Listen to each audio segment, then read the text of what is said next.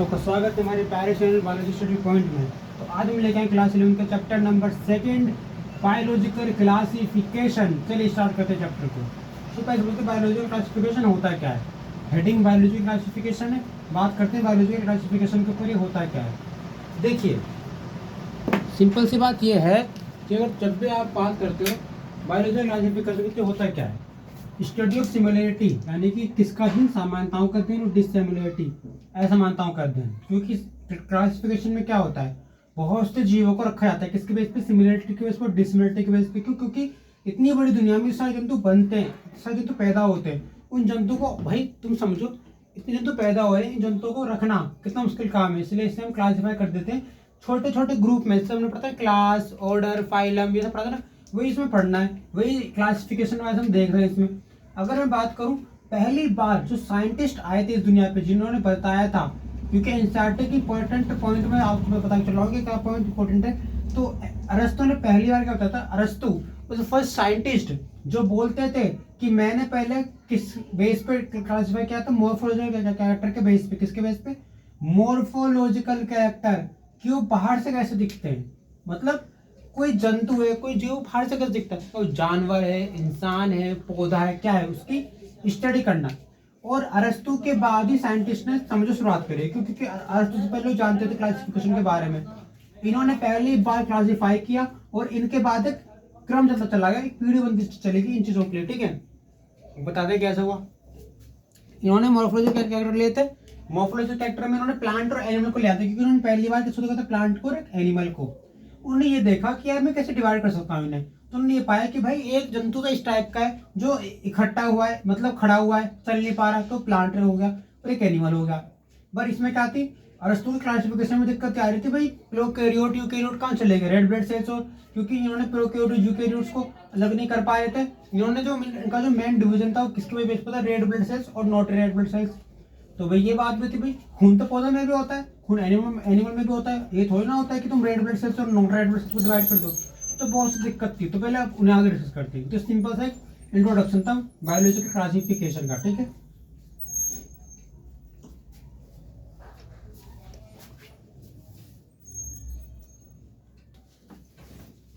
ये देखिए भाई अब क्या हुआ इसमें, मैं बताता हूँ। मेन चीज में ये दिक्कत आई, भाई टू किंगडम क्लासिफिकेशन को फर्स्ट टाइम अरस्तु ने दिया था। समझ आ गया था, अरस्तु ने दिया था। और उनका जो मेन बेस था, दो चीजें थी, रेड ब्लड और नॉट रेड ब्लड। अब जिनके पास लाडूदिर है और जिनके पास लाडूदिर है नहीं। अब सर मेन दिक्कत तो ये आती है कि जिनके पास ब्लड है और जिनके पास रेड ब्लड नहीं है। जिनके पास रेड ब्लड नहीं है वो भी तो अपने आप में ह्यूमन बीइंग है, मतलब अपने आप में एक इंसान है भाई, फीलिंग है उनके अंदर। विकसित पौधे को देखो, पौधा ये कुछ पेड़ है, इस पेड़ में बहुत ज्यादा रबड़ निकलती है। मैंने क्या किया, मैंने इस पेड़ को काट दिया, कैसे, इसका कोई पार्ट काट दिया, तो मैंने यहाँ से कट कर दिया। कुछ लोग क्या करते, चाकू मारते, कुछ यूं कर देते, क्योंकि उन्हें लगता है कि एकदम शौक की चीज है, मजा आता है, पर ये गलत है। तो मैंने ऐसे करा, किसी ने गलती से पेड़ को कट कर दिया, तो उसमें से क्या निकलता है, जेल निकलता है, कुछ क्रीम टाइप निकलते हैं। कभी कभार कहते हैं जो जिन पौधों में नहीं होता ना, जिन पौधों से रबड़ नहीं पाते, उन पौधों में भी उन्हें काटने में कुछ उनसे कुछ पदार्थ निकलता है। तो क्या है, वो उनके अंदर का द्रव्य होता है। ठीक है, जो जिनके पास ब्लड है नहीं, उनके पास ब्लड के फॉर्म में क्या प्लाज्मा हो सकता है, और चीज हो सकती है। तो तुम ये कैसे बोल दो कि अरस्तु के टाइम पे अरस्तु तो बोल के चले गए कि रेड ब्लड और नॉट रेड ब्लड। पर वही दिक्कत तो ये आ रही है, प्लांट के पास तो प्रोटोप्लाज्म में जीव द्रव्य है, और जीव द्रव्य क्या होता है, वाटर फॉर्म में होता है। और हमारा ब्लड कंसंट्रेट होता है, तो हमारा खून तो कंसंट्रेटेड हो गया, पर ये तो कंसंट्रेटेड है ही नहीं। पर है तो ये भी एक ह्यूमन बीइंग का पार्ट, लाइफ का पार्ट ही भी तो प्लांट सर्वाइव कर रहा है। तो दिक्कतें आ रही थी, प्लांट के पास प्रोटोप्लाज्म है, हमारे पास ब्लड है, और दोनों के पास तो जीने के लिए चीज है। भाई इस प्रॉब्लम का सोल्यूशन ढूंढना था। प्लस अब इसके बाद क्या होगी, प्रॉब्लम क्या आई अरस्तु के क्लासिफिकेशन में, मैं बताता हूँ। पहला कि इन्होंने प्रोकैरियोट और यूकैरियोट को आइडेंटिफाई कैसे किया जाए। भाई इन्होंने तो जिक्र ही नहीं किया प्रोकैरियोट और यूकैरियोट का, क्योंकि प्रोकैरियोट और यूकैरियोट में कुछ ऑर्गेनिज्म, यूकैरियोट में कुछ ऑर्गेनिज्म अपना भोजन पौधों के थ्रू बनाते हैं, इसमें भी कुछ पौधे और जानवरों के थ्रू बनाते हैं। तो कुछ दोनों टाइप के कार्निवोरस, हर्बीवोरस, अलग टाइप के ऑर्गेनिज्म में, उन ऑर्गेनिज्म को पहचान कितनी मुश्किल बात है, प्रोकैरियोट यूकैरियोट में मुश्किल बात है ना। प्लस इन्होंने एक और फोकस नहीं किया, फोटोसिंथेटिक और नॉन फोटोसिंथेटिक। ये तो मेन दिक्कत है कि इस यूकैरियोट में क्या है, यूग्लिना, क्या है, फोटोसिंथेटिक है, अपना जो भोजन है किससे बनाती है, दूसरे कीड़ों से, दूसरे सनलाइट से बनाती है, ठीक है। तो पॉजिटिव काम करना वो, और फोटोसिंथेटिक पे प्रॉब्लम तो बहुत आ रही थी।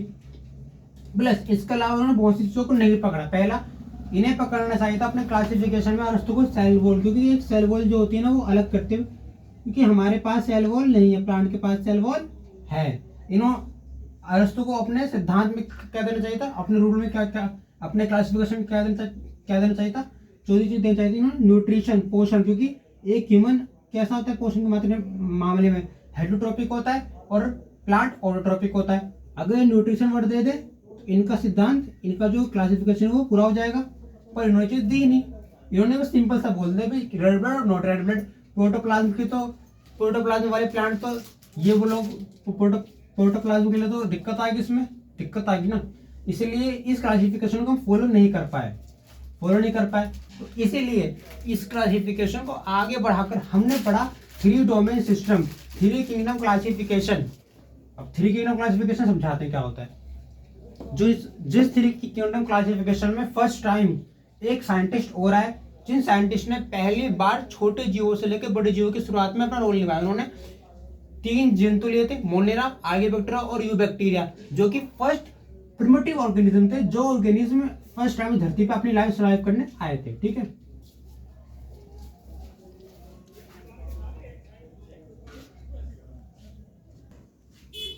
अब भाई ये देखो, पहली बार जब अरस्तु आए तो अरस्तु के पास सोचो कितनी बायोलॉजी, हमें कितनी सिस्टमेटिक वजह दे रखी है कि पहले छोटे जंतु फिर बड़े जंतु। अब इसके बाद जो साइंटिस्ट आए उन्होंने क्या बताया कि सबकी बात सही है, पर मैं अपना मत कर दूंगा कि किसी भी क्लासिफिकेशन में अगर 3 किंगडम क्लासिफिकेशन आएगा तो 3 किंगडम क्लासिफिकेशन का बेस क्या होगा, वो होगा मोनेरा, आर्कियोबैक्टीरिया और यूबैक्टीरिया। मोनेरा क्या होता है, Monera is the first primitive organism, जो फर्स्ट प्रिमिटिव ऑर्गेनिज्म जो था मोनेरा, उस मोनेरा में केवल सिंगल ऑर्गेनिज्म से बोलते हैं बैक्टीरिया। सोचो मोनेरा क्या खाया मतलब मोनेरा की, कि मोनेरा पहला प्रिमिटिव ऑर्गेनिज्म है और इस ऑर्गेनिज्म में केवल क्या आता है, बैक्टीरिया आता है। उसके बाद है आर्कियोबैक्टीरिया। आर्कियोबैक्टीरिया में क्या आ गए, थर्मोइट्रोफिल्स, मिथेनोजन। आपने गाय देखी है, गाय के अंदर जो गैस, गाय जो गोबर निकालती है, उस गोबर में क्या होता है, प्राकृतिक गैस होती है। तो प्राकृतिक गैस कब बनती है, जब आर्कियोबैक्टीरिया के मिथेनोजन काम करते हैं। क्यों, क्योंकि मिथेनोजन सर्वाइव कर सकते हैं विदाउट फ्री ऑक्सीजन, कि गाय के पेट के अंदर फ्री ऑक्सीजन है ही नहीं, कैप्चर ऑक्सीजन है ना, क्योंकि माध्यम पूरा भरा पड़ा है। तो गाय के पेट के अंदर वो सर्वाइव कर रहे हैं एक कैप्चर्ड ऑक्सीजन, मतलब ऐसे ऑक्सीजन से जो एकदम कैसे फॉर्म में, जो एकदम कैद हुई ऑक्सीजन है, उसमें सर्वाइव कर पा रहे हैं, फ्री ऑक्सीजन नहीं है। इसके बाद कुछ ऑर्गेनिज्म इस टाइप का है जो थे हमारे कैसे, जो थे हमारे सिंगल सेल, बट उनमें कुछ ऑर्गेनिज्म जो थे वो हेटरोट्रोपिक मोड में भी काम करते, जैसे यूग्लिना जो यूबैक्टीरिया में शामिल है। सोचो, इसलिए मैंने क्या कहा कि 3 किंगडम क्लासिफिकेशन को पहली बार जब दिया गया था तो इसका मेन बेस था कि हमें प्रिमिटिव ऑर्गेनिज्म फोकस करना है, कि हमें ऐसे ऑर्गेनिज्म को लेना है जो इस धरती की संरचना करेंगे, ठीक है। ऑटो फ्री फॉर्म में नहीं है, क्योंकि ये धरती की संरचना के समय बने, जब धरती अपने ओरिजिन पे थी, ठीक है, ओरिजिन ऑफ अर्थ टाइम पे बने थे। ओरिजिन ऑफ अर्थ टाइम पे बने, सोचो कितना वो होगा, सोचो ओरिजिन ऑफ अर्थ। आपने कई का नाम सुना, कई बैक्टीरिया का नाम सुना होगा जो आर्कियोबैक्टीरिया में आते हैं। हेलोफिल्स हो गया, थर्मोइट्रोफिल्स हो गया। हेलोफिल क्या होते हैं, यहाँ पे लवण की मात्रा ज्यादा है, तो लवण ज्यादा है तो ऑक्सीजन कैप्चर हुई पड़ी है, इकट्ठा हुई पड़ी है एक जगह।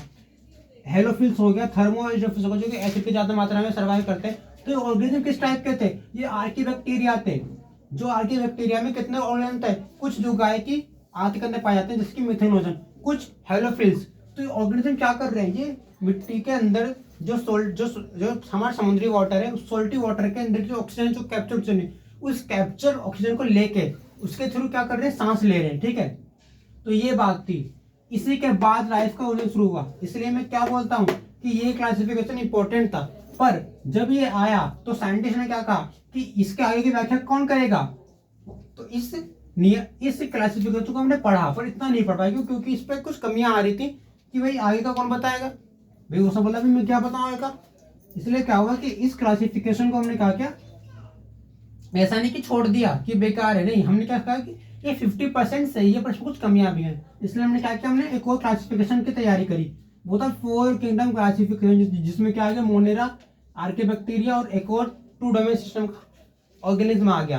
पर 4 किंगडम क्लासिफिकेशन का जिक्र किताब में नहीं है तो इसका भी नहीं, पर हमने पता तो मैंने बता दिया आपको।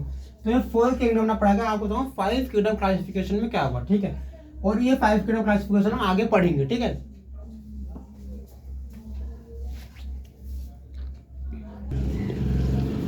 तो ये देखिए हमारा टॉपिक कितना अच्छा निकल के आया है, 5 किंगडम क्लासिफिकेशन। 4 किंगडम क्लासिफिकेशन क्या है कि वो हमारे सिलेबस में ध्यान नहीं देते। हमने 2 पढ़ा, 3 पढ़ा, 5 पढ़ेंगे, 6 पे फोकस नहीं करते। हम कल 5 पढ़ेंगे अभी। 5 किंगडम क्लासिफिकेशन में कहते हैं मोनेरा, और मैंने क्या कहा था मोनेरा, खास बात दोहराई मेरे साथ कि मोनेरा एक ऐसा प्रिमिटिव ऑर्गेनिज्म है जिसमें एक ऐसा प्रिमिटिव ग्रुप है ऑर्गेनिज्म का, सबसे पहले धरती बात है, जिसमें केवल बैक्टीरिया होता है, ठीक है। इसमें केवल बैक्टीरिया होता है और वो बैक्टीरिया मोनेरा जगत बना रहा है। आप देखोगे हर ग्रुप में, प्रोटिस्टा में क्या है, डायनोफ्लैजिलेट है, यूग्लिना है, पर इसमें केवल एक ही ऑर्गेनिज्म है जिससे ग्रुप बन रहा है। सोचो एक ऑर्गेनिज्म ग्रुप बनाने का काम कर रहा है, तो बहुत इंपॉर्टेंट। तो ये क्या है, इसकी क्वालिटी बन गई ना, वरना कि प्रिमिटिव ऑर्गेनिज्म जो है इसमें बैक्टीरिया है, जो कि एक सिंगल बैक्टीरिया ने ग्रुप बनाया है। प्रोटिस्टा में कौन कौन आते हैं, याद कीजिए, डायनोफ्लैजिलेट, यूग्लिना। डायनोफ्लैजिलेट का नाम सुना है, जो समुद्री मछलियों को भोजन बनाता है, समुद्री मछलियों की मृत्यु हो जाती है। फंजाई का नाम सुना है, फंजाई क्या होती है, कभी देखा है ब्रेड पे फंजाई लग जाती है तो लोग क्या बोलते हैं, खराब हो चुका है। और अगर उसे कोई खा ले तो क्या होगा, पेट में दर्द होगा, और पेट में दर्द के साथ साथ में दिक्कत हो सकती है, पेट खराब हो जाएगा। क्यों? क्योंकि फंजाई हमारी बॉडी को खराब करती रहती है, ठीक है। फंजाई। प्लांटी कितना इंपॉर्टेंट है, सोचो, अगर प्लांटी ना हो तो धरती का तो अंत हो जाएगा। इस धरती को जो चीजें मिल रही हैं, जो भोजन मिल रहा है, जो हमारी जरूरतें हैं, वो मेनली 70 से 80% प्लांट पे डिपेंड करती है, और 80+ पे होता है। इतना हम प्लांट पे डिपेंड है। Cell wall. अब मैं बात करता हूँ 5 क्लासिफिकेशन में, मोनेरा एक ऐसा एक ऐसा जगह जिसमें केवल सिंगल बैक्टीरिया ने ग्रुप बना दिया। सोचो कितनी बड़ी बात है कि केवल एक बैक्टीरिया ग्रुप बना रहा है। मतलब देखिए, सुनने में थोड़ा बोलने लगता है, एक अजीब वाक्य। दूसरा, प्रोटिस्टा। इस प्रोटिस्टा में कितने ऑर्गेनिज्म है, डायनोफ्लैजिलेट, यूग्लिना। डायनोफ्लैजिलेट क्या होता है, जो मछलियों को मार देता है तालाबों में, क्योंकि ये कंसंट्रेशन बढ़ाता है, जिससे पिगमेंट कंसंट्रेशन बढ़ती है, जिससे मृत्यु होती है मछलियों की। फंजाई क्या होता है, अगर फंजाई हमारी बॉडी के अंदर पहुंचे तो बॉडी को कमजोर कर देगा, ठीक है।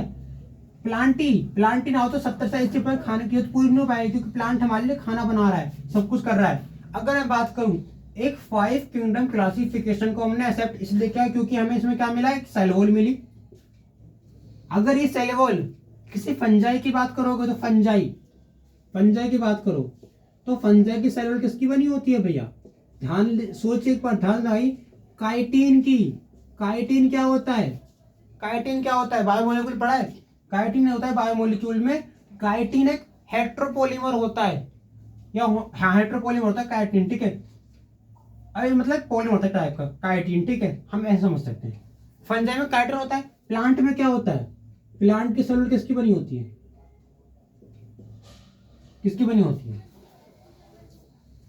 प्लांट की सेल होती है। प्लांट की सेल किसकी बनी होती है, सेलुलोज की बनी होती है। और सेलुलोज हमारा एक फाइबर होता है, सुना ना सेलुलोज के बारे में। इसी सेलुलोज को खाने के लिए एनिमल के पास क्या होता है, अपेंडिक्स होता है। गहराई में बता दो इस बात को, ताकि आप सोचे कि हम नॉलेज एक्स्ट्रा मिल रही है, थोड़ा आपको अच्छा लगेगा। अपेंडिक्स इसी सेलुलोज को पचाने का काम करता है, और यही प्लांट जो सेलुलोज है, सेलुलोज अपेंडिक्स पचाता है सेलुलोज को। इसीलिए जो एनिमल होते हैं, जो गाय होती है, जो हर्बीवोरस प्लांट होते हैं, वो इसी अपेंडिक्स का यूज करके भोजन बनाते। सोचो सेल वॉल बनने की फंजाई की अगर फंजाई में सेल वॉल तो काइटिन की बनी होगी, काइटिन। और अगर प्लांट की सेल वॉल तो सेलुलोज की बनी होगी। और ये सेलुलोज जो होता है ये अपेंडिक्स के थ्रू डाइजेस्ट होता है। काऊ के अंदर, बफेलो के अंदर अपेंडिक्स एक्टिव होती है, इस कारण ये घास खाती हैं, ठीक है। हर्बीवोरस प्लांट के अंदर एक्टिव होती है। बाद में अपेंडिक्स, हमें इतना घर में नहीं जाना, मैं आपको बता दी छोटी सी बात, ठीक है। न्यूट्रिशन की बात करूं, सर न्यूट्रिशन कैसे काम करता है, 5 किंगडम क्लासिफिकेशन। न्यूट्रिशन मतलब क्या होता है, हम खाना कैसे ले रहे हैं। अगर मैं अपना खाना दूसरे जीव से बनाऊंगा तो मैं कहूँगा हेट्रोट्रोपिक, ठीक है, यानी परपोषी। अगर वो प्लांट खुद बनाया तो वो स्वापोषी। इसके बाद होता है हैबिटेट क्या होता है, आदतें भी मेरी हैबिटेट क्या होगी, मेरी हैबिटेट है कि मैं घर में रहता हूँ तो मेरा एक घर है प्रॉपर तरीका। जैसे प्लांट की हैबिटेट है, प्लांट जंगल में रहता है, प्लांट की अच्छी जगह पे रहता है, आप प्लांट को हटा दो प्लांट की डेथ हो जाएगी। और पिगमेंट, प्लांट के पास पिगमेंट है, प्लांट के पास पिगमेंट है, कौन सा पिगमेंट है प्लांट के पास, याद कीजिए क्लोरोफिल होता है। सर क्लोरोफिल क्या करता है, क्लोरोफिल क्या करता है, क्लोरोफिल प्लांट के लिए भोजन बनाता है, क्या बनाता है, फूड बनाता है। जो फूड क्या होता है, जो फूड ह्यूमन को मिलता है, ह्यूमन को फूड मिलता है, ह्यूमन को इससे क्या मिलती है, फूड से एनर्जी मिलती है। और आपको लोग एनर्जी से क्या होता है, हम वर्क करते हैं, वर्क से क्या होता है, ट्रांसफर होती है। इतना गहराई में नहीं जाना, इतना समझ लो, ठीक है। पिगमेंट, अगर पिगमेंट की बात करूं तो पिगमेंट के बेस पे कैसे कर सकते हैं, प्लांट के अंदर क्लोरोफिल होता है, कुछ ऑर्गेनिज्म होते हैं जिसके डायनोफ्लाइलेट यूग्लिना जिनके अंदर कैरोटीनॉइड होता है, ठीक है, कैरोटीनॉइड वगैरह पाया जाता है। ह्यूमन के अंदर होता है कैरोटीनॉइड, जो कैरोटीन यानी वह नाखूनों के पास पाया जाता है, ठीक है। तो पिगमेंट भी तो हमें अलग अलग करते रहते हैं। तो ये क्लासिफिकेशन था भाई, ठीक है, समझ में आया। अभी यहाँ क्लासिफिकेशन खत्म हो गया, कोई भी दिक्कत नहीं होगी आपको, आपको पूरा गहराई बता दी मैंने। इससे तो भाई सेल वॉल देखो, सेल वॉल समझ दिया आपको, पिगमेंट बता दी, पिगमेंट क्या कर रहे हैं, क्लोरोफिल है, भोजन बनाएगा, ह्यूमन को मिलेगा, एनर्जी देगी, एनर्जी से वर्क करेंगे। तो ये क्या है, देखो बेसिक क्लियर हो, इस चैप्टर को पढ़ोगे तो आपको मजा आएगा, ठीक है। सो आज के लिए बस इतना ही, बाकी नेक्स्ट वीडियो में मैं बताऊंगा मोनेरा के बारे में, प्रोटिस्टा के बारे में, यूग्लिना के बारे में। सो आज के लिए thank you and like and subscribe this video.